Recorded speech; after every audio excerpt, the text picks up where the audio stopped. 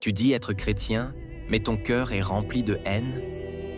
Beaucoup de gens aujourd'hui se disent chrétiens, mais leur cœur est rempli de rancune, de haine et de vengeance.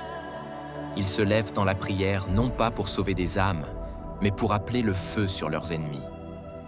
Ils passent leur temps à maudire leurs adversaires, à réclamer justice, à faire des prières de destruction contre les gens, et ils osent dire qu'ils suivent Jésus. Mais dis-moi, est-ce que Jésus t'a appris à maudire? La Bible dit dans Matthieu 5, verset 44, « Mais moi, je vous dis, aimez vos ennemis, bénissez ceux qui vous maudissent, faites du bien à ceux qui vous haïssent, et priez pour ceux qui vous maltraitent. » Est-ce qu'un homme de Dieu peut maudire son prochain? La réponse est non. Un homme de Dieu rempli du Saint-Esprit ne maudit pas. Il intercède, il pardonne, il restaure. Le véritable ministère de Christ, c'est sauver les âmes, pas les détruire. L'apôtre Pierre dit, dans 1 Pierre 3,9, « Ne rendez point mal pour mal, ni injure pour injure, bénissez au contraire, car c'est à cela que vous avez été appelés. » Paul ajoute dans Romains 12, verset 14, « Bénissez ceux qui vous persécutent, bénissez et ne maudissez pas. » Donc si tu passes ton temps à maudire, tu n'es pas conduit par l'Esprit de Dieu, mais par la chair. Est-ce que Jésus a maudit quelqu'un? Jamais. Même sur la croix, alors qu'il souffrait, Jésus dit, « Père, pardonne-leur, car ils ne savent ce qu'ils font. » Luc 23, verset 34. La seule malédiction qu'il a prononcée, c'était sur un figuier stérile. Matthieu 21, verset 19. Ce n'était pas un acte de haine, mais un symbole prophétique pour dénoncer l'hypocrisie religieuse. Ne te cache donc pas derrière ce passage pour justifier ta haine. Si tu veux suivre Jésus, alors vis comme lui, dans le pardon, la miséricorde et l'amour. Où est passé l'amour du Christ?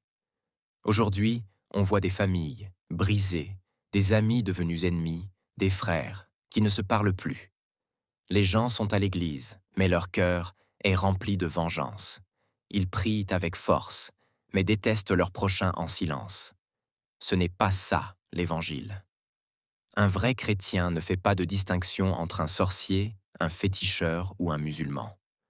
Tous sont des âmes que Jésus veut sauver. Si un sorcier se repent et accepte Jésus, il sera sauvé. Mais toi, chrétien rempli de rancune et de haine, tu iras où? Tu crois que Dieu fermera les yeux sur ton cœur corrompu parce que tu chantes bien, parce que tu prêches fort? Non. Dieu regarde le cœur et aussi l'apparence. Et si un sorcier tue un chrétien? Un sorcier ne peut pas tuer un vrai chrétien né de nouveau et rempli du Saint-Esprit. Celui qui est en Christ est caché avec Christ en Dieu. Colossiens 3, verset 3. Mais si un chrétien est vaincu, la vraie question est, était-il vraiment en Christ ou juste dans la religion? Car ce n'est pas la manière dont tu meurs qui détermine ton éternité, mais la manière dont tu vivais avant ta mort. Frères, sœurs, mettons toujours la mort dans notre programme. Chaque jour, vivons comme si c'était le dernier, car nul ne connaît ni l'heure, ni le jour. Et surtout, aime ton prochain.